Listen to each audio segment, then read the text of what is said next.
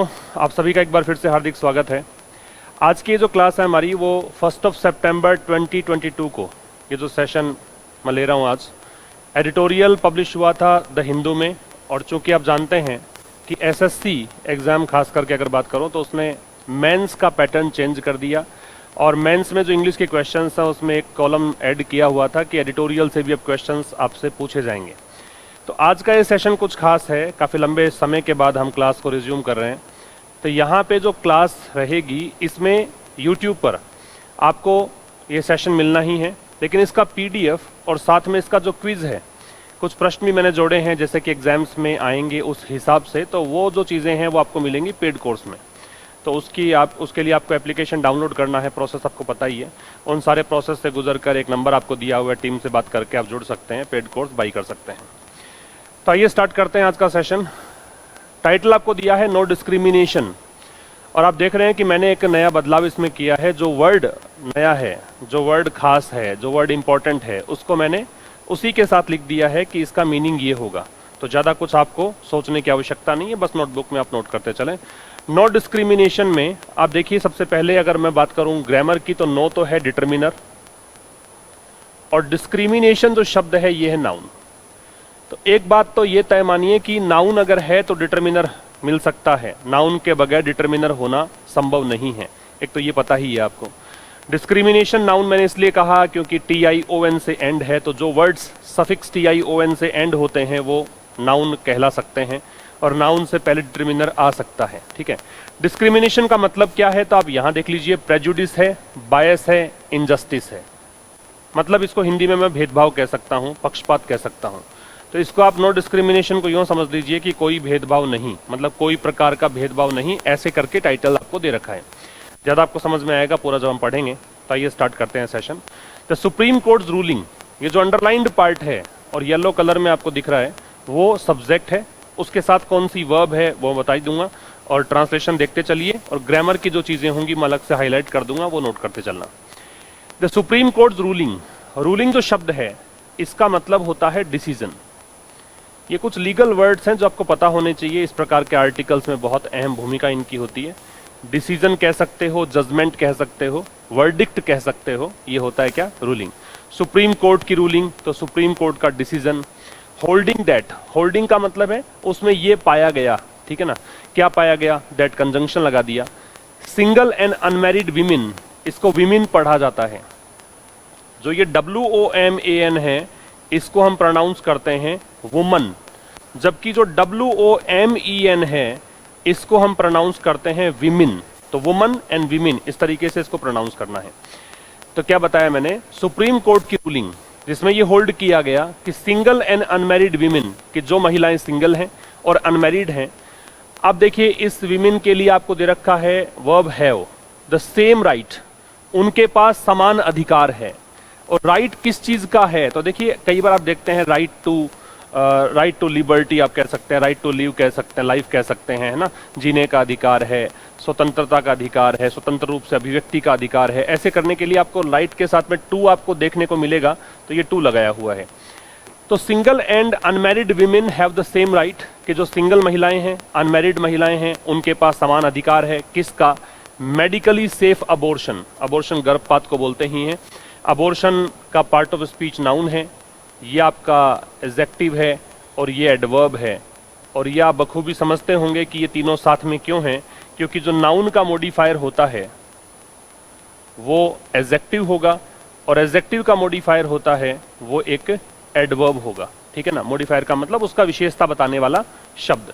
तो नाउन की विशेषता बताएगा एडजेक्टिव और एडजेक्टिव की विशेषता बताएगा एडवर्ब। तो इसी हिसाब से ये लाइन में दे रखा है। तो मेडिकली सेफ अबॉर्शन का उनका अधिकार है कि मेडिकल तरीके से सुरक्षित रूप से गर्भपात वो करवा सकती हैं। और किसके समान अधिकार है, तो समान अधिकार है विवाहित महिलाओं के समान। जैसे विवाहित महिलाओं को अधिकार दे रखा है, वैसा ही अधिकार सिंगल और अनमैरिड विमेन के लिए भी है। अब ये तो रूलिंग कहा था ना, इस रूलिंग के लिए यहाँ पे इज दे दिया, तो ये डिसीजन जो है इज अ नेसेसरी इंटरवेंशन। अब एक नया वर्ड आपको मिल गया, इंटरवेंशन, ये आप नोट कर लीजिए। इंटरवेंशन इंटरवीन से बनता है, और इंटरवीन बराबर होता है इंटरफेयर। ठीक है, इंटरवीन का मतलब क्या होता है? इंटरफेयर। इंटरफेयर का मतलब क्या होता है? हस्तक्षेप करना। ठीक है, तो ये कह रहा है कि ये एक नेसेसरी इंटरवेंशन है, ये एक आवश्यक हस्तक्षेप है। किसके लिए? To set right. Set right का मतलब है ठीक करना। किस चीज को ठीक करना है? एनोमली को। एनोमली का मतलब क्या है वो नोट कर लीजिए। एनोमली का मतलब होता है इर्रेगुलरिटी, मतलब अनियमितता। तो अनियमितता को ठीक करना। किसके बीच अनियमितता है? Between the letter of the law and its practice. देखिए, आपने एक चीज सुनी होगी, लेटर एंड स्पिरिट।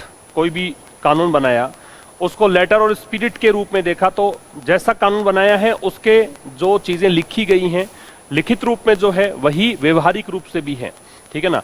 जैसा आपको यूज किया जा रहा है उस कानून को, वो भी मैच करता है उस चीज से जैसा कि उसको लिखा गया है। कई बार क्या होता है, कथनी करनी में अंतर आता है, लिखी गई चीजें कुछ अलग हैं, व्यवहारिक रूप से लिया तो कुछ अलग है। ऐसा ही यहाँ पे है कि यहाँ पे जो एनोमली है, जो इरेगुलरिटी है, किसके बीच में? जो कानून जिस प्रकार से लिखा गया है, ये अक्षर से मतलब है लेटर, और उसके व्यवहार में मतलब उसको किस तरीके से यूज किया गया है। और एक काम की बात है कि बिटवीन के साथ में आपको दे रखा है एंड। अब मैं इसको समअप करूं तो देखो, रूलिंग का जो वर्ब है वो आपको दे रखी है is. Single and unmarried women है, इसकी वर्ब दे रखी है आपको हैव। ठीक है, बिटवीन के साथ में प्रेपोजिशन है वो लगाना है एंड। एनोमली जो शब्द है ये आपको, इसका मतलब इरेगुलरिटी है, और एनोमली का पार्ट ऑफ स्पीच है वो नाउन है, क्योंकि यहाँ पे एन है वो डिटर्मिनर है, डिटर्मिनर के बाद में आने वाला शब्द नाउन होता है। ठीक है, अब मैं फिर समझा दूं इसको क्या कहना चाह रहा है। सुप्रीम कोर्ट का एक डिसीजन आया, उस डिसीजन में ये कहा गया कि सिंगल और अनमैरिड विमेन जो है उनको भी सेम अधिकार है मेडिकल तरीके से सेफ एबॉर्शन का, जैसे कि विवाहित महिलाओं को है। और ये जो रूलिंग आई है, ये लेखक के अकॉर्डिंग एक नेसेसरी इंटरवेंशन है, एक आवश्यक हस्तक्षेप है। किसके लिए? कि अभी तक जो कानून था उसमें लिखा कुछ अलग गया था, व्यवहारिक रूप से उस चीज को यूज करने का तरीका कुछ डिफरेंट था, तो इन चीजों को सही करने का एक अच्छा मतलब ये निर्णय इन्होंने लिया है, सही करने की ओर इस दिशा में कदम बढ़ाए हैं। तो ये तो आपका फर्स्ट स्लाइड में कुछ था, और एक वर्ड दे रखा था डिस्क्रिमिनेशन, उसका मतलब आपने नोट कर ही लिया होगा। प्रेजुडिस है, बायस है, इनजस्टिस है। प्रोनाउंसिएशन भी देखते चलना, और किसी भी वर्ड का मीनिंग है वो छोड़ना नहीं है, और एक एक चीज को नोट करते चलना है। आगे देखिए, एंकर्ड। अब एंकर्ड का मतलब आपको दे रखा है कि फिक्स्ड हो, फर्मली बेस्ड ऑन हो, मतलब जो चीज जुड़ी हुई है और एकदम स्थिर रूप से, मतलब कह सकते हो बिल्कुल फिक्स्ड है, उसको बोल सकते हैं क्या? एंकर्ड। तो anchored on the equality clause. Clause का मतलब अनुच्छेद होता है संविधान की भाषा में, कॉन्स्टिट्यूशन की लैंग्वेज में क्लॉज का मतलब होता है अनुच्छेद। धारा कह सकते हो, अनुच्छेद कह सकते हो, नियम कह सकते हो। तो कह रहा है कि जो इक्वालिटी का क्लॉज है कॉन्स्टिट्यूशन में, कॉन्स्टिट्यूशन का मतलब संविधान, और संविधान से पहले आपको देखने को मिल ही जाएगा। तो संविधान में एक बराबरी का नियम दे रखा है, बराबरी के लिए एक अनुच्छेद दे रखा है, एक खास प्रकार की लाइन है, उसमें समानता का अधिकार दे रखा है। उसके आधार पर ये फिक्स्ड है एकदम, ठीक है, उससे जुड़ा हुआ है। एज वेल एज, साथ साथ में, on the right to dignity. अब देखो, राइट के लिए मैंने बताया कि राइट के साथ में आपको क्या लगाना है? टू लगाना है, तो राइट के साथ टू लगा हुआ है। राइट टू डिग्निटी, डिग्निटी का मतलब प्रतिष्ठा होता है, डिग्निटी का मतलब इज्जत होता है, सम्मान होता है। और कह रहा है कि जो अधिकार है, एक प्रतिष्ठा का अधिकार, कि सभी को सम्मान प्राप्त करने का अधिकार है, सभी को प्राइवेसी का अधिकार है, प्राइवेसी का मतलब निजता, एंड बॉडीली ऑटोनॉमी, और कम से कम शरीर अपना है तो हम इस शरीर को कैसे भी यूज करें, चाहे जैसे यूज करें, तो इसकी हमारे को स्वायत्ता है, इसकी हमें ऑटोनॉमी है, इसकी हमारे लिए फ्रीडम है। ऑटोनॉमी का मतलब क्या दे रखा है? लिबर्टी है, फ्रीडम है, आजादी है।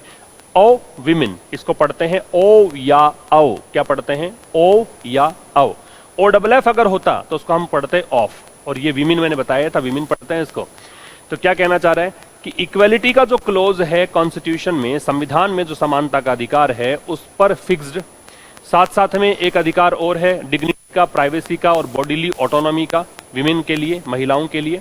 द कोर्ट हैज रूल्ड, तो इन सब पर फिक्स्ड होकर, इन सब से जुड़ा हुआ होकर कोर्ट ने यहाँ पे एक रूल दिया है, कोर्ट ने यहाँ पे एक निर्णय दिया है। दैट कंजंक्शन हो गया कि, क्या निर्णय दिया है? There is no rational. अब देखिए, एक वर्ड दे रखा है रैशनल, और इसका मीनिंग यहाँ पे आपको मेंशन करके दे रखा है। रीजन हो सकता है, लॉजिक हो सकता है, तर्क को बोलते हैं, ठीक है। तो कह रहा है कि कोर्ट का एक निर्णय है कि इसमें कोई भी रैशनल नहीं है, इसमें कोई लॉजिक नहीं है, इसमें कोई तर्क नहीं है। किस चीज के लिए? फॉर एक्सक्लूडिंग सिंगल और unmarried women from categories of women. तो इसमें कोई तर्क नहीं है, इसमें कोई लॉजिक नहीं है कि आप कोई सिंगल या अविवाहित महिलाओं को इस कैटेगरी से अलग हटा सकें, ठीक है। एक्सक्लूड के साथ में लगा रखा है फ्रॉम, अलग कर सकें, ठीक है। इंक्लूड का ऑपोजिट है, किससे? उन महिलाओं की कैटेगरी से। अब उन महिलाओं के लिए लगाया हु, वो महिलाएं जो कि अबॉर्शन सीक कर सकती हैं। सीक का मतलब चाहना होता है, तलाशना होता है, कोशिश करना होता है, डिमांड करना होता है। वो महिलाएं जो अबॉर्शन के लिए डिमांड करती हैं। Care, abortion care after the completion of 20 weeks of pregnancy, ठीक है, कि जब उनके प्रेगनेंसी के 20 वीक्स कंप्लीट हो चुके हों, उसके बाद में वो महिलाएं जो कि अबॉर्शन केयर के लिए डिमांड कर सकती हैं, उन महिलाओं की कैटेगरी से अगर इनको अलग रखा जाए तो कोर्ट ने कहा है इसमें कोई तर्क नहीं है। बट बिफोर 24 वीक्स, लेकिन कह रहा है कि 24 वीक्स से पहले ही ये सब होना चाहिए। एक बार फिर देखिए, सब्जेक्ट वर्ब देख लेंगे तो कोर्ट सब्जेक्ट है, इसकी वर्ब दे रखी है हैज रूल्ड, ठीक है। रैशनल जो है ये नाउन है और नो डिटरमिनर है। और एक बात आपको पता होनी चाहिए, नो और नॉट, ये दोनों चीजें लगती हैं अपने को एक जैसा सही है, क्योंकि दोनों का मतलब निगेट करने के लिए ही आता है, लेकिन फर्क है। फर्क ये है कि नो जो है वो एक डिटरमिनर है, जबकि नॉट जो है वो एक एडवर्ब है और ये निगेशन के लिए काम आता है, निगेट करने के लिए काम आता है, नकारने के लिए काम आता है, ठीक है। वो एडवर्ब है, ये डिटरमिनर है। डिटरमिनर है तो निश्चित रूप से ये क्या हो जाएगा, ये नाउन हो जाएगा। तो रैशनल यहाँ पे आपका नाउन है। और चूंकि यहाँ पे देयर से स्टार्ट है, अब आप कहेंगे कि देयर से स्टार्ट कैसे है, तो ये स्टार्ट इसलिए है क्योंकि दैट कंजंक्शन आ गया, और कंजंक्शन के बाद में एक पूरा क्लोज स्टार्ट हो रहा है, एक पूरा वाक्य स्टार्ट है। तो देयर से स्टार्ट होने पर हमें लगाना होता है इन्वर्जन। इन्वर्जन का मतलब है कि क्रिया कर्ता से पहले आएगी, वर्ब है वो सब्जेक्ट से पहले आएगा। तो क्या कहना चाह रहा है, फिर समझ लीजिए। तो यहाँ पे रैशनल की वर्ब जो है वो इज हो गई। हु रिलेटिव प्रोनाउन है जो जोड़ रहा है विमेन को, तो इसके लिए वर्ब जो है वो कुड सीक है। कुड जो है वो पॉसिबिलिटी बता सकता है प्रेजेंट की, ये एक मॉडल है, मॉडल के अलग अलग फंक्शंस होते हैं, तो कुड एक मॉडल के रूप में पॉसिबिलिटी बता सकता है प्रेजेंट के लिए। दो तीन वर्ड्स हमने देखे, एंकर्ड देखा, तो एंकर्ड का मतलब आप नोट कर लेंगे, फिक्स्ड है, फर्मली बेस्ड है। एक आपने देखा ऑटोनॉमी, ऑटोनॉमी का मतलब है लिबर्टी या फ्रीडम। एक आपने देखा रैशनल, रैशनल का मतलब है रीजन या लॉजिक, ठीक है। अब ये कहना क्या चाह रहा है, फिर से देख लीजिए। ये कहना ये चाहता है कि भाई आप इक्वालिटी क्लोज अगर देखें कॉन्स्टिट्यूशन में, संविधान में एक समानता के लिए एक अनुच्छेद दे रखा है। साथ साथ में अगर आप अधिकार देखें कि किसी को भी डिग्निटी का अधिकार है, प्रतिष्ठा पाने का अधिकार है, निजता का अधिकार है, अपने शरीर को किस तरीके से यूज करना है वो खुद ही तय करेंगी, महिलाओं के लिए अधिकार दे रखे हैं। इन सब पर फिक्स्ड होकर, इन सब को ध्यान में रखते हुए कोर्ट ने एक निर्णय दिया। रूल के लिए बताया मैंने, रूलिंग था, डिसीजन था, वर्डिक्ट था, तो यहाँ पे रूल क्रिया के रूप में ले रखा है। तो इसका मतलब है डिसीजन दिया कि कोई तर्क नहीं है किस चीज में कि आप किसी सिंगल या अनमैरिड विमेन को उन महिलाओं की कैटेगरीज से अलग रखें जो महिलाएं चाहती हैं कि भाई अगर वीक की प्रेगनेंसी का समय उन्होंने पूरा कर लिया है तो अबॉर्शन चाहती हैं, ठीक है। उन महिलाएं कैटेगरी से आप उनको अलग नहीं कर सकते, क्योंकि इन महिलाओं को भी संविधान ने समान अधिकार दे रखे हैं। तो ये तो हुआ आपका सेकंड स्लाइड में, सारी बातें आपने नोट कर ली होंगी। अब देखिए आगे दे रखा है the Delhi high court has declined. Decline का मतलब एक तो डिक्लाइन होता है हार या पराजय, है ना, हारने को बोलते हैं, राउट को बोलते हैं। यहाँ पे जो डिक्लाइन है इसका मतलब इनकार करना है, ठीक है। तो दिल्ली हाई कोर्ट ये सब्जेक्ट हुआ, इसकी वर्ब है हैड डिक्लाइंड, इसने इनकार कर दिया था। हैड डिक्लाइंड है तो पास्ट परफेक्ट है, हैड के साथ वर्ब की थर्ड फॉर्म है तो पास्ट परफेक्ट है, और इसका मतलब ऐसा कर दिया था। तो दिल्ली हाई कोर्ट ने डिक्लाइन कर दिया था किस चीज से, to allow the termination of the pregnancy. क्या इनकार कर दिया था कि इसने कहा था कि हम जो प्रेगनेंसी है किसकी, एक 25 साल की महिला थी, उसकी प्रेगनेंसी को टर्मिनेट करना, टर्मिनेट करने का मतलब रोक देना है, स्टॉप कर देना है। यहाँ पे इसका मतलब गर्भपात करवाने से मान लीजिए। तो इसने इनकार कर दिया था कि इसने 25 साल की महिला की प्रेगनेंसी को टर्मिनेट करने का के लिए इसने अलाउ नहीं किया था। अब ये महिला कौन सी थी, तो हु लगा के बताया, ये वो महिला जो कि कॉन्सेंशुअल रिलेशनशिप में थी। कंसेंशुअल का मतलब होता है अपनी सहमति से, अग्रीड कह सकते हो, ठीक है ना, ये दे रखा है आपको सहमति से। तो जो सहमति से रिलेशनशिप में थी but did not want to carry the pregnancy to term, लेकिन वो नहीं चाहती थी कि प्रेगनेंसी जो है वो पूरा करे, ठीक है। क्यों? क्योंकि उसके पार्टनर ने इनकार कर दिया था, पार्टनर की वर्ब डिक्लाइंड है टू मैरी हर, उससे विवाह करने से। एक बात यहां पे काम की, ये समझेंगे कि मैरी जो है वो एक ट्रांजिटिव वर्ब है, और जब मैं ये कहता हूं ट्रांजिटिव वर्ब है तो हिंदी माध्यम के विद्यार्थी ये समझें कि ये सहकर्मक क्रिया है। आप ये समझें कि सहकर्मक क्रिया है तो सीधा उसके बाद में ऑब्जेक्ट लगता है, और जब मैं ये कहता हूं कि सीधा बाद में ऑब्जेक्ट लगता है या ट्रांजिटिव वर्ब है या सहकर्मक क्रिया है, तो इसका मतलब ये भी समझना है कि इसके बाद में प्रेपोजिशन नहीं लगेगा। तो मैरी एक ट्रांजिटिव वर्ब है, इसके बाद प्रेपोजिशन नहीं लगता है, क्योंकि ट्रांजिटिव वर्ब के ठीक बाद में ऑब्जेक्ट आता है, और प्रेपोजिशन की डिमांड भी कुछ ऐसी ही है कि इसके बाद में ऑब्जेक्ट लगना चाहिए, तो ऐसा इसमें नहीं होना चाहिए, ठीक है। तो सब्जेक्ट हुआ दिल्ली हाई कोर्ट, वर्ब हुई had declined, who relative pronoun तो सब्जेक्ट हुआ वुमन, वर्ब हुई वॉज, सब्जेक्ट हुआ हर पार्टनर तो वर्ब हुई डिक्लाइंड।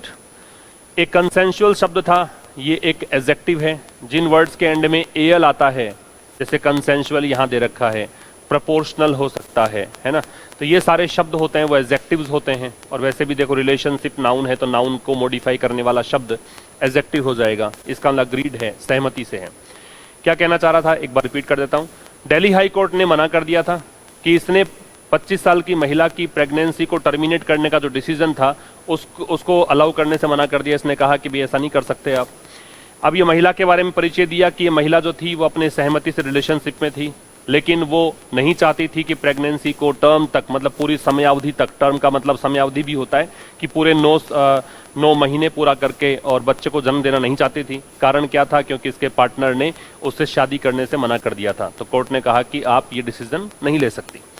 द रीजन साइटेड, अब देखिए ये साइट शब्द दे रखा है, इस साइट का मतलब होता है मेंशन करना।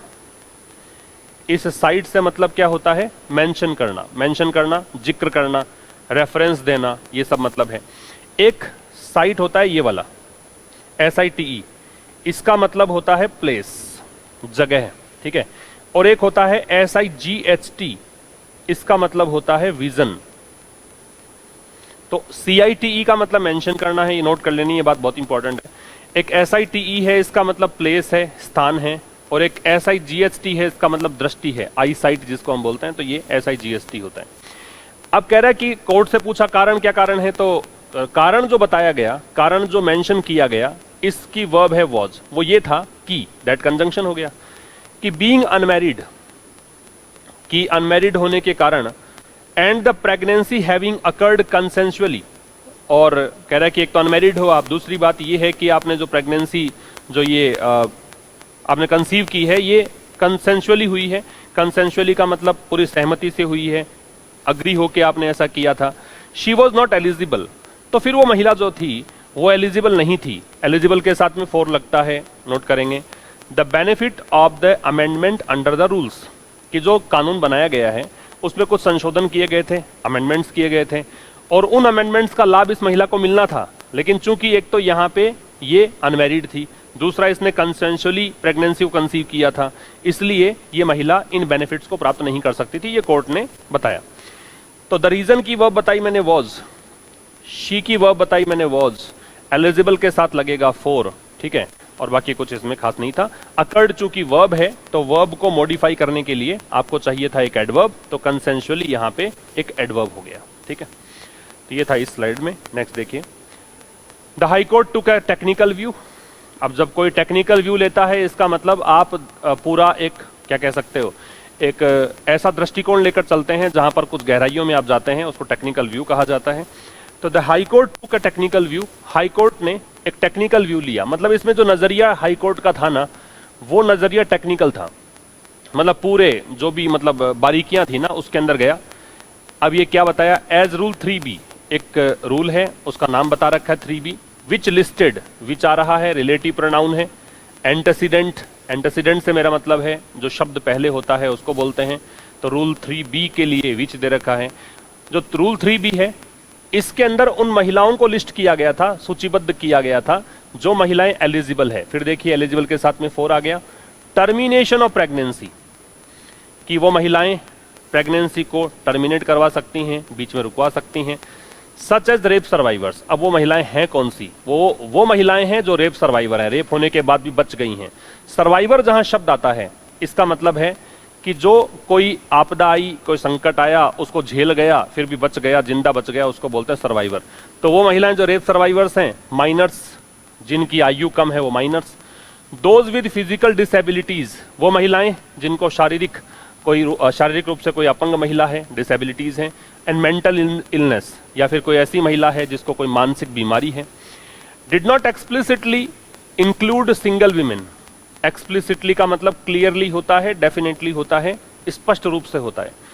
तो इन्होंने स्पष्ट रूप से इंक्लूड नहीं किया, स्पष्ट रूप से शामिल नहीं किया सिंगल महिलाओं को। कौन सी सिंगल महिलाएं?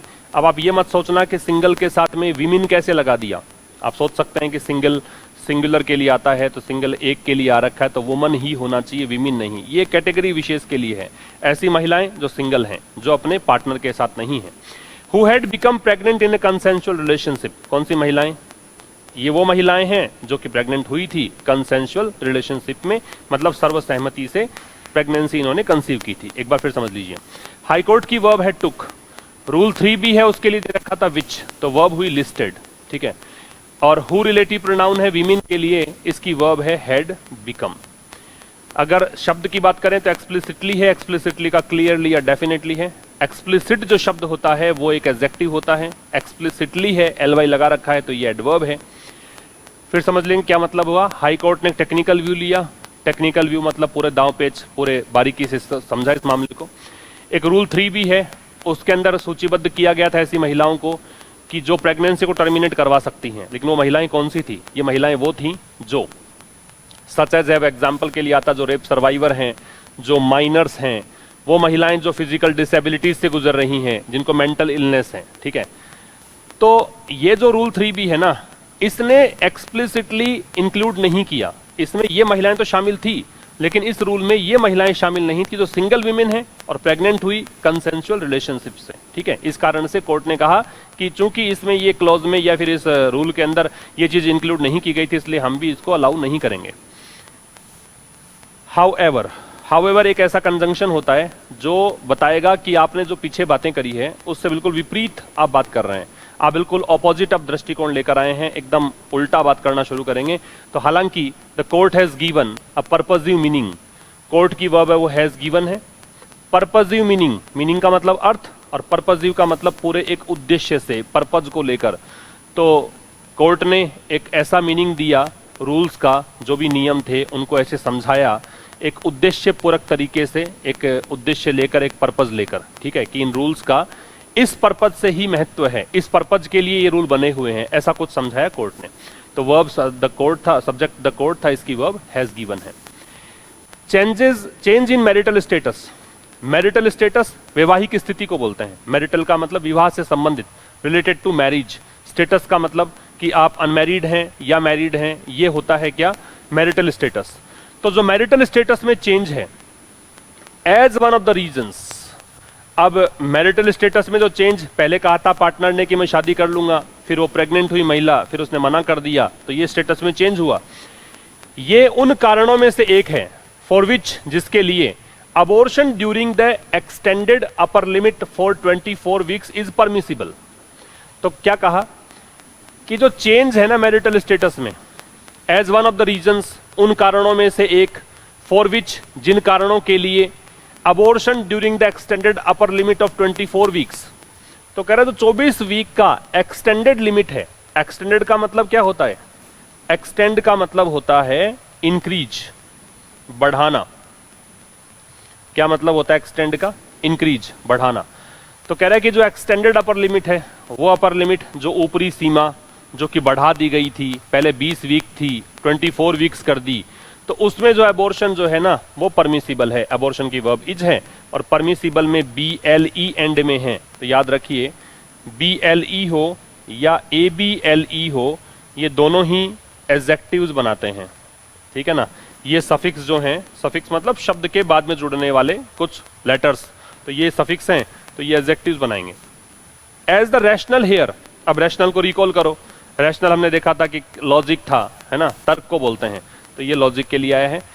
द लगा रखा है, नाउन, तो नाउन ही बताएगा निश्चित रूप से, ये द डिटर्मिनर है तो ये नाउन है। अब कह रहा है कि तर्क जो यहां पे है वो तर्क इज इसकी वर्ब है, अ पॉसिबल चेंज वही तर्क संभावित बदलाव है in the woman's material circumstances. अब मटीरियल का मतलब क्या है? मटीरियल का मतलब अगर आप इसको एडजेक्टिव के रूप में देखते हैं तो मटीरियल का मतलब इंपॉर्टेंट भी होता है, महत्वपूर्ण भी होता है। एक मटीरियल का मतलब जो आध्यात्मिक नहीं है, जो शरीर से संबंधित है, जो भौतिकता से संबंधित है, वो मटीरियल है, ठीक है। तो कह रहा है कि as the rational here is, अब यहां पे जो तर्क है वो संभावित बदलाव है किस में? महिला के मटीरियल सर्कमस्टेंसेज में, महिला के शरीर में हो रहे बदलाव जो हैं, जो सर्कमस्टेंसेज हैं, उनके लिए एक पॉसिबल चेंज है। The court has ruled. अब देखो इस चीज को देखते हुए कोर्ट ने, कोर्ट की वर्ब है हैज रूल्ड, कोर्ट ने डिसीजन दिया। रूल का मतलब हमने तीसरी बार देखा है, रूल डिसीजन को बोलते हैं, रूल का मतलब वर्डिक्ट देना है। रूल ने कोर्ट ने डिसीजन दिया है दैट की इवन अबेंडनमेंट, अबेंडनमेंट का मतलब होता है अबेंडन कर देने का प्रोसेस। अबेंडन पढ़ा हुआ होगा आपने, जब आप कोई वर्ड्स याद करना शुरू करते हैं, ए से, जब कई बार आपने ये भी किया होगा कि ए से ही स्टार्ट कर दें वर्ड याद करने, तो ये वर्ड काफी बार देखा गया होगा। त्यागने को, छोड़ने को बोलते हैं, और उसके प्रोसेस जो है वो कहलाएगा अबेंडनमेंट। और ये बात जरूर नोट कर लेना कि जिन वर्ड्स के एंड में MENT आता है वो नाउन कहला सकते हैं, ठीक है। अबेंडनमेंट ये क्या है? नाउन है। तो कोर्ट ने ये यहाँ पे डिसीजन दिया कि यहां तक कि पार्टनर ने अगर छोड़ भी दिया तो ये जो अबेंडनमेंट है ये क्या कर सकता है? ये कॉन्स्टिट्यूट कर सकता है। कॉन्स्टिट्यूट का मतलब निर्मित करना है, कॉन्स्टिट्यूट का मतलब कंपोज करना है, बनाना है, और कुड है तो पॉसिबिलिटी बता रहा है।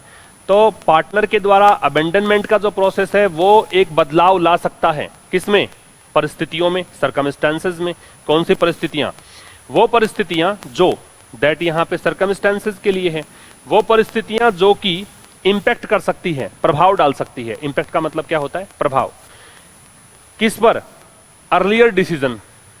अब कई आप में से खोज रहे होंगे कि इंपैक्ट दिख गया तो ऑन लगना चाहिए। अब ऐसी इंग्लिश थोड़ा सा दूर रखेंगे अपने आप को ऐसी इंग्लिश से, क्योंकि अब जो एग्जाम का पैटर्न लगातार चेंज हो रहा है। बैंकिंग जो तरीका था, बैंक के एस्पिरेंट्स जानते हैं कि जिस तरह का पेपर आया करता था आपके एग्जाम में, ठीक वैसा ही पेपर अब की बार आपको एसएससी में देखने को मिलेगा।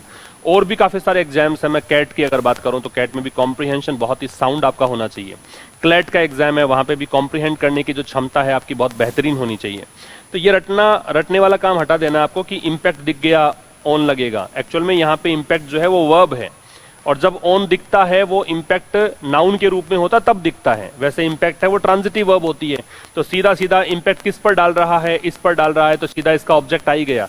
तो फिर प्रिपरेशन लगा के कुछ करना है नहीं आपको, तो प्रिपरेशन नहीं आएगा। तो वो सर्कमस्टेंसेज जो कि प्रभाव डाल सकती है पहले के किसी डिसीजन पर, अर्लियर डिसीजन पर। और डिसीजन क्या? To carry on with the pregnancy, कि प्रेगनेंसी को कैरी ऑन करेंगे, कंटिन्यू करेंगे, है ना, उसी को हम आगे लेकर चलेंगे, टर्मिनेट नहीं करेंगे। अब मैं थोड़ा सा रिपीट कर दूं यहां से फिर से कि जो तर्क यहां पे है, चूंकि यहां पे तर्क एक पॉसिबल चेंज है महिला के मटीरियल सर्कमस्टेंसेज में, तो ये तर्क जो है चेंज है पॉसिबल। इस कारण से कोर्ट ने यहां पे डिसीजन दिया कि यहां तक कि पार्टनर ने अगर छोड़ भी दिया तो वो एक सर्कमस्टेंसेज में एक ऐसा बदलाव ला सकते हैं जो बदलाव यहां पहले वाले डिसीजन को प्रभावित कर सकता है। पहले वाला डिसीजन कौन सा था? प्रेगनेंसी को कंटिन्यू करने का, इसको वो इंपैक्ट कर सकता है। और कैरी ऑन जो शब्द होता है, कैरी ऑन एक फ्रेजल वर्ब है, इसका मतलब कंटिन्यू करना होता है, पता ही होगा ये तो आपको, ठीक है भाई। नेक्स्ट देखिए, द लेजिस्लेचर। क्या होता है लेजिस्लेचर? विधानमंडल को बोलते हैं, जो कानून बनाते हैं उसको बोलते हैं लेजिस्लेचर, ठीक है, विधायिका कह सकते हो। तो लेजिस्लेचर ने अलाउ कर दिया अबॉर्शंस को up to the 24th week of pregnancy. तो विधानमंडल ने, जो कानून बनाती है संस्था, उसने अलाउ कर दिया कि अब अबॉर्शंस पॉसिबल हैं, लेकिन कब तक? 24th वीक ऑफ प्रेगनेंसी तक। प्रेगनेंसी अगर 24th वीक है तब भी आप इसके लिए आगे कदम बढ़ा सकते हो। If two registered medical practitioners, लेकिन ये होगा कब? एक कंडीशन डाल दी इसने कि यदि दो रजिस्टर्ड मेडिकल प्रैक्टिशनर, डॉक्टर ही मान लीजिए, वो मेडिकल प्रैक्टिशनर जिसको रजिस्ट्रेशन जिसने प्राप्त कर रखा है, ठीक है, तो दो मेडिकल प्रैक्टिशनर जो हैं वो, ये RRI2 की वर्ब, ऑफ द ओपिनियन, वो इस ओपिनियन के हैं दैट की continuing the pregnancy would involve a risk to the woman's life, कि अगर वो ये कहें कि अगर ये प्रेगनेंसी ये महिला कंटिन्यू करती है तो इससे क्या होगा, महिला के जीवन को खतरा पैदा हो जाएगा। और कोज ग्रेव इंजरी, या फिर उसकी हेल्थ को बहुत गंभीर यहां पे इंजरी हो सकती है, नुकसान पहुंच सकता है। ग्रेव का मतलब देख लीजिए सीरियस है। तो वर्ड्स को मैंने देख लिए हैं, तो आपको कुछ ज्यादा यहां मेहनत करनी नहीं है। एक बार फिर समझ लीजिए, लेजिस्लेचर की वर्ब हैज अलाउड है, टू की वर्ब है वो आर है, ठीक है। कंटिन्यूइंग जो है वो जेरेंड है, याद रखिएगा हमेशा, whenever we see ING form with a verb and it becomes a subject then it is considered as a gerund. तो यहां पे ये जेरेंड का काम करेगा। जब भी आईएनजी फॉर्म आपको सब्जेक्ट के रूप में दिखता है तो हमेशा उसको डिक्लेयर कर सकते हैं कि जेरेंड है। या फिर पार्टिसिपल हो सकता है, लेकिन पार्टिसिपल सब्जेक्ट नहीं बनता, तो यहां पे पार्टिसिपल कहेंगे नहीं। तो लेजिस्लेचर ने अलाउ कर दिया अबॉर्शंस को 24th वीक ऑफ प्रेगनेंसी तक। और ये कब हो सकता है, जब 2 रजिस्टर्ड मेडिकल प्रैक्टिशनर्स का राय ये हो कि अगर आपने प्रेगनेंसी को कंटिन्यू किया तो उससे महिला के जीवन को खतरा पैदा हो सकता है, बहुत ज्यादा नुकसान पहुंच सकता है उसके स्वास्थ्य को, तो फिर आप 24th वीक तक की प्रेगनेंसी में भी डिसीजन ले सकते हो टर्मिनेट करने का। हेयर 2 अब कह रहा है कि यहां पर भी एक चीज है, the court has taken a purposive view. Court ने यहां पे भी एक ऐसा दृष्टिकोण अपनाया जो पर्पसिव था, एकदम एक उद्देश्य लेकर कि हाँ इस पर्पज से हम सोच रहे हैं। लेइंग डाउन, क्या होता है ले डाउन? ले डाउन का मतलब फॉर्मुलेट करना है, स्टिपुलेट करना है, प्रेस्क्राइब करना है। हो सकता है आप में से कुछ को पता नहीं लगा हो इन 3 वर्ड से भी क्या कहना चाहता है। तो इसका मतलब है निर्धारित करना, ठीक है। ये निर्धारित करना, ये निश्चित करना, ये कह सकते हो। यहाँ पे तो लेइंग डाउन है ना, वो प्रेजेंट पार्टिसिपल है। आईएनजी फॉर्म प्रेजेंट पार्टिसिपल में भी दिखती है, लेकिन वो तब दिखती है जब 2 सिमल्टेनियस एक्शंस साथ में आपको दिखें, 2 साथ में होने वाले एक्शंस अगर आपको दिखें तो वहां पे आप आईएनजी फॉर्म को पढ़ेंगे प्रेजेंट पार्टिसिपल। तो कह रहे यहां पर भी कोर्ट ने एक पर्पसिव व्यू लिया है। क्या लिया है? लेइंग डाउन, ये निर्धारित करते हुए क्या, दैट एन अनवांटेड प्रेगनेंसी, कि अगर अनचाहा प्रेगनेंसी है, प्रेगनेंसी नाउन है, अनवांटेड एडजेक्टिव है, और नाउन से पहले एडजेक्टिव अगर ईडी फॉर्म में है, अगर थर्ड फॉर्म में है, तो व्हाट इट इज कॉल्ड, ये कहलाता है पास्ट पार्टिसिपल। तो ये पास्ट पार्टिसिपल है, ठीक है। तो ये निर्धारित करते हुए कि एक अनवांटेड प्रेगनेंसी जो है वो प्रभावित करती है, ये इसकी वर्ब है। A woman's physical and mental health, किसको? एक महिला के फिजिकल और मेंटल हेल्थ को, ठीक है। रेंडरिंग, बनाते हुए, रेंडर का मतलब बनना भी होता है, बनाना भी होता है। तो यहां पे तो इसका मतलब मेक मान लीजिए, बनाते हुए क्या, इट क्वाइट इंपॉर्टेंट, कि इसको ये बहुत अधिक महत्वपूर्ण बना देता है, दैट शी अलोन, कि वो अकेली। अब यहां पे जो अलोन का पार्ट ऑफ स्पीच होगा वो एडजेक्टिव होगा भाई, क्योंकि शी के लिए आ रहा है, प्रोनाउन के लिए आ रहा है। वैसे अलोन एक एडवर्ब भी हो सकता है, कि वो अकेली जो है शुड डिसाइड ऑन। अब डिसाइड और डिसाइड ऑन में क्या डिफरेंस है वो समझ लें आप। डिसाइड का मतलब तो तय करना है, whatever decision you have made the process will be called to decide. लेकिन यहाँ पे डिसाइड ऑन है, तो इसका मतलब ये है कि पॉसिबल चॉइसेस जो आपकी हैं, आपके पास कुछ विकल्प हैं और उन विकल्प में से आपने किसी एक चीज को पिक किया है, तो वो है आपका डिसाइड ऑन। ये एक फ्रेजल वर्ब है, ठीक है। तो एकमात्र वही एक ऐसी एक शख्सियत है जो कि डिसाइड कर सकती हैं, डिसाइड उसको करना चाहिए कि whether to undergo an abortion, कि क्या उसको अबॉर्शन की प्रोसेस से गुजरना है कि नहीं करना है, ये उसको अधिकार है। तो द कोर्ट की वर्ब हो गई हैज टेकन, अनवांटेड प्रेगनेंसी की वर्ब हो गई अफेक्ट्स, और अफेक्ट ट्रांजिटिव वर्ब है, सीधा ऑब्जेक्ट लगता है। और मैं फिर बता दूं कि जहां जहां पे मैंने कहा है ट्रांजिटिव वर्ब है, वहां वहां पे प्रेपोजिशन नहीं आना चाहिए। That is why we do not have any preposition after affect. Sometimes the question is asked in your examination with on, ठीक है ना, अफेक्ट के साथ में ऑन दे के प्रश्न पूछेंगे आपसे। तो there you have to recall कि अफेक्ट जो है वो एक ट्रांजिटिव वर्ब है, that is why we need not use any preposition after it. तो यहाँ पे अफेक्ट के बाद में ऑन आएगा नहीं। रेंडरिंग है, यहाँ प्रेजेंट पार्टिसिपल है, मेक या बिकम होता है। शी की वर्ब है, शुड डिसाइड है, डिसाइड ऑन एक फ्रेजल वर्ब का मतलब बता रखा है ये, ठीक है। ये सब कुछ इसमें था।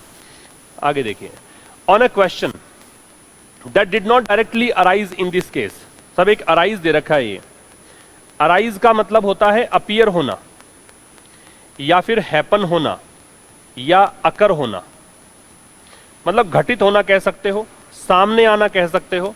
और एक होता राइज, राइज का मतलब है नीचे के लेवल से ऊपर आना, ठीक है, कम अप, वो होता राइज। अराइज का मतलब होता है घटित होना या फिर सामने आना, तो ऊपर आने का सेंस नहीं है यहाँ पे। अच्छा, इसकी वर्ब जो करोगे आप, इसकी सेकंड फॉर्म थर्ड फॉर्म, तो सेकंड फॉर्म इसकी अरोज होगी और थर्ड फॉर्म इसकी होगी अरीजन, ठीक है। तो कह रहा है ऑन ए क्वेश्चन, अब एक प्रश्न है, इस प्रश्न को लेकर, that did not directly arise in this case, जो सीधा इस केस में अपीयर नहीं हुआ, ठीक है, सीधे तरीके से ये प्रश्न सामने नहीं आया था इस केस में। उस प्रश्न को लेकर कोर्ट ने कहा है, कोर्ट की वर्ब हैज सेड है क्या कहा है कि रेप सर्वाइवर्स जो हैं who may legally seek N abortion, जो कि कानूनी तौर पर अबॉर्शन की डिमांड कर सकते हैं। सीक का मतलब बताया मैंने आपको कि डिमांड करना होता है, सीक का मतलब कोशिश करना होता है, चाहना होता है, यहाँ पे डिमांड करना है। और सीक की सेकंड फॉर्म और थर्ड फॉर्म भी नोट कर लें, this one is very very important, बहुत बार एग्जाम में आता है। सीक सेकंड फॉर्म जो इसकी होती है वो सॉट है, और थर्ड फॉर्म जो इसकी है वो भी सॉट है, तो सीक सॉट सॉट, ठीक है। तो क्या कहना चाह रहा है कि वो सर्वाइवर्स, वो रेप सर्वाइवर्स जो कि लीगली अबॉर्शन की डिमांड कर सकते हैं एक्सटेंडेड पीरियड में, मतलब एक निश्चित समय सीमा दे रखी है 20 वीक की प्रेगनेंसी, फिर कहा कि 24th वीक ऑफ प्रेगनेंसी, तो वो एक्सटेंडेड पीरियड है, बढ़ाया हुआ पीरियड है। Will also include survivors of marital rape, इसमें हम उनको भी शामिल करेंगे जो मैरिटल रेप, मतलब शादी के बाद में, मैरिटल रेप का मतलब विवाहित हैं और फिर ऐसी स्थिति बनती है तो उसके सर्वाइवर्स हैं, उनको भी आप शामिल कर सकते हैं। तो दैट की वर्ब जो है, दैट आ रहा है उस क्वेश्चन के लिए, इसकी वर्ब है डिड और अराइज, नॉट यहाँ एडवर्ब ऑफ निगेशन होगा, डायरेक्टली एडवर्ब होगा। कोर्ट की वर्ब है वो हैज सेड है। हु रिलेटिव प्रोनाउन है, सर्वाइवर्स के लिए है, तो वर्ब है मे सीक, और बाकी कुछ इसमें था नहीं। दिस जुडिशियल व्यू, ये जो न्यायिक एक नजरिया है, जो ये जुडिशियल का मतलब जुडिशियरी से संबंधित, और मैंने आपसे कहा था कि जिन वर्ड्स के एंड में आप एल देखते हैं उनको आप डिक्लेयर कर सकते हैं कि ये एक एडजेक्टिव है, तो जुडिशियल यहाँ पे एडजेक्टिव हुआ। तो ये जो जुडिशियल व्यू है, ये जो एक जुडिशियरी से संबंधित एक दृष्टिकोण है, वो हो सकता है कि प्रिवेंट करे क्वेश्चंस को, वो हो सकता है कि उन प्रश्नों को रोके, कौन से प्रश्न जो कि उठाए जा रहे हैं। As to whether, as to का मतलब होता है रिलेटेड टू, एज टू का मतलब नोट कर लेंगे, रिलेटेड टू, ये एक फ्रेज है जो संबंधित है। कैसे प्रश्न, जो प्रश्न संबंधित है कि whether pregnancy caused by marital rape, कि जो वैवाहिक स्थिति में किसी का रेप हुआ और उससे प्रेगनेंसी अगर किसी ने कंसीव की हो, which is not a crime, जो कि एक अपराध की श्रेणी में नहीं आता कोर्ट के अनुसार, कुड ऑल्सो बी टर्मिनेटेड, क्या उसको भी टर्मिनेट किया जा सकता है अंडर दिस रूल, इस रूल के तहत। तो फिर समझ लीजिए, दैट की वर्ब बता दी मैंने आपको, ये तो हो ही गया फुल स्टॉप तक। तो दिस जुडिशियल व्यू, इसमें व्यू है वो नाउन है, जुडिशियल एडजेक्टिव है, दिस यहाँ पे डेमोन्स्ट्रेटिव एडजेक्टिव होगा, और इसके बाद में मे प्रिवेंट है, मे मॉडल हो गया, मॉडल के साथ में बेस फॉर्म है, और बीइंग इसलिए आ रहा है क्योंकि प्रिवेंट के साथ में वैसे हमको फ्रॉम लगाना चाहिए था, ठीक है, तो इसलिए prevent questions from being raised ऐसा बनना चाहिए था, यहाँ फ्रॉम लगाया नहीं गया। एज टू एक फ्रेज है, रिलेटेड टू होता है, और विच है वो आ रहा है मैरिटल रेप के लिए, रिलेटिव प्रोनाउन है, एंटेसिडेंट को कनेक्ट करेगा, इसकी वर्ब इज है, और ये कह रहा है as to whether pregnancy cause a marital rape. अब ये प्रेगनेंसी की वर्ब कुड बी टर्मिनेटेड है। ऑल्सो जो है वो याद रखेंगे हमेशा कि मैन वर्ब से पहले आता है, जब बी बीन या बीइंग आता है तो उससे पहले आ जाता है, ठीक है। प्रेगनेंसी को मैंने हाईलाइट नहीं किया, ये भी सब्जेक्ट है यहाँ पे। आगे कह रहा है टाइम, ऐसे टाइम पर when unsafe abortions remain a major cause, ऐसे टाइम पर जब अनसेफ अबॉर्शंस मतलब असुरक्षित तरीके से किसी का गर्भपात करवाया, तो वो एक बना हुआ है मेजर कोज, एक मुख्य कारण, किसका, मैटरनल मोर्टेलिटी का। मैटरनल का मतलब होता है माँ से संबंधित, रिलेटेड टू मदर। एक होता है पैटर्नल, वो होता है फादर से रिलेटेड, ठीक है। ये एडजेक्टिव है क्योंकि एल दे रखा है और मोर्टेलिटी नाउन है। तो एक ऐसे टाइम पर जब, ये आपका रिलेटिव एडवर्ब हो जाएगा, टाइम बता रहा है, टाइम बताने वाले शब्द एडवर्ब्स ही होते हैं, याद रखेंगे इसको, कि ऐसे टाइम पर जब अनसेफ अबॉर्शंस जो हैं वो मुख्य कारण बने रहते हैं, किसके, मैटरनल मोर्टेलिटी के। It is a significant verdict, तो ये जो निर्णय है कोर्ट का ये बहुत ही इंपॉर्टेंट है, सिग्निफिकेंट का मतलब वाइटल है, इंपॉर्टेंट है। दैट एडवांसेज द कोज, वो वर्डिक्ट, वर्डिक्ट के लिए दे रखा है दैट, जो कि आगे बढ़ाता है उस कारण को, कारण किसका, ऑफ सेफ अबॉर्शन सर्विसेज, कि आप सेफ तरीके से अबॉर्शन करवा सकें। अगर आपको लीगल तरीके से अलाउ कर दिया गया है तो निश्चित रूप से आप चिकित्सक की निगरानी में ऐसा करवा पाएंगे, अदरवाइज डर के मारे आप किसी जो अनट्रेन्ड पर्सन है उसके गाइडेंस से फिर करवाएंगे तो आपको नुकसान पहुंच सकता है। ये सब बातें हैं, तो ये तो मैंने आपको करवाई दिया, और यहाँ तक ही था यूट्यूब के लिए। अब मैं पेड जो आपके स्टूडेंट्स जुड़े हुए हैं एप्लीकेशन पर, उनके लिए कुछ क्वेश्चंस हैं, और मैंने जैसे कि बताया था आपको कि ये जो क्वेश्चंस होंगे अब आपके जो एग्जाम्स में आएंगे क्वेश्चंस, आजकल जो सिनोनिम्स पूछे जाएंगे आपसे वो सीधा नहीं पूछे जाएंगे, वो आपको कंटेक्चुअल रेफरेंस देखकर, आपको संदर्भ समझते हुए, सेंटेंस का मीनिंग समझते हुए फिर आपको सिनोनिम करने हैं। तो उस पैटर्न के आधार पर कुछ क्वेश्चंस यहाँ पे है। पहला क्वेश्चन है, the PM flags of Vande Bharat train. PM जो है उन्होंने वंदे भारत ट्रेन को फ्लैग ऑफ किया। फ्लैग ऑफ एक्चुअली होता क्या है कि आप झंडे को फहरा के और झंडी दिखा के, हरी झंडी दिखा के आप किसी चीज को, इवेंट को स्टार्ट करते हैं। तो वंदे भारत ट्रेन को रवाना किया है, उद्घाटन कर दिया है, शुरुआत कर दी है, ये सब इसका मतलब है। तो देखिए आपका ऑप्शन यहाँ पे हो जाएगा to officially start an event. Official तरीके से किसी भी इवेंट को स्टार्ट करना जो है वो कहलाता है फ्लैग ऑफ। नेक्स्ट दे रखा, with inflation continuing to remain sticky the RBI on Friday increase the repo rate by 50 basis points. Inflation का मतलब महंगाई है। अब महंगाई जो है वो लगातार स्टिकी बनी हुई है, तो आरबीआई ने फ्राइडे को इंक्रीज कर दिया रेपो रेट को। और कितना इंक्रीज कर दिया? 50 बेसिस पॉइंट्स तक इंक्रीज कर दिया। ये मतलब है, देखो स्टिकी सीधा देखोगे तो रटा रटाया तो काम करोगे तो फिर तो आपका आंसर एडहेसिव आएगा। स्टिकी का मतलब चिपचिपा होता है, ठीक है।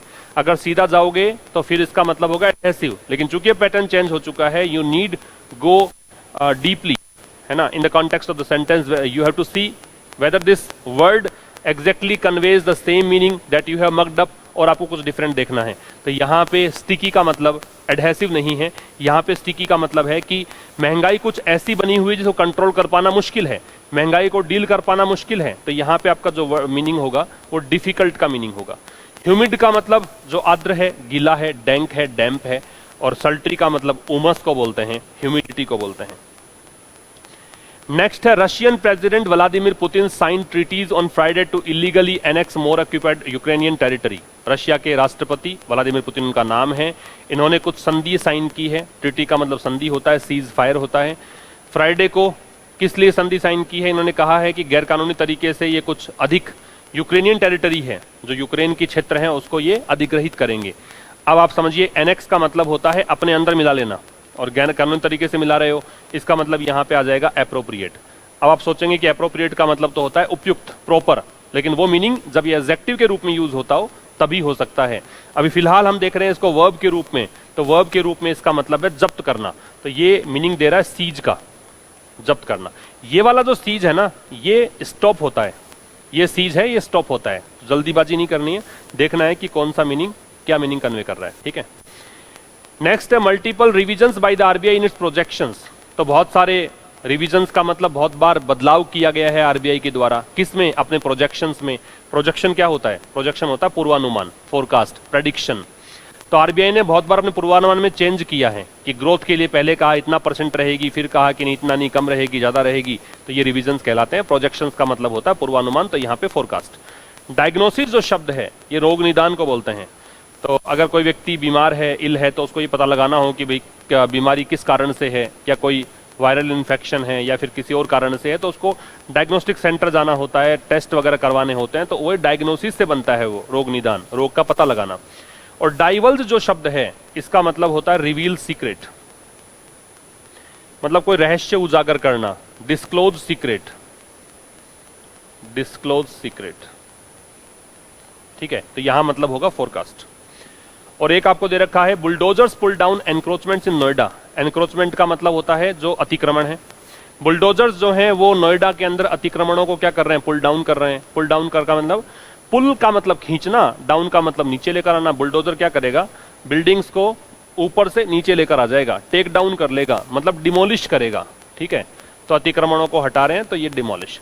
डेस्टिट्यूट है वो एडजेक्टिव है, इसका मतलब पुअर होता है, गरीब होता है। और बाकी ये दोनों मीनिंग क्रिटिसाइज का आलोचना करना, अर्न का मतलब कमाना। तो ये था सब आज के इस सेशन में। अब मुलाकात होगी नेक्स्ट सेशन में।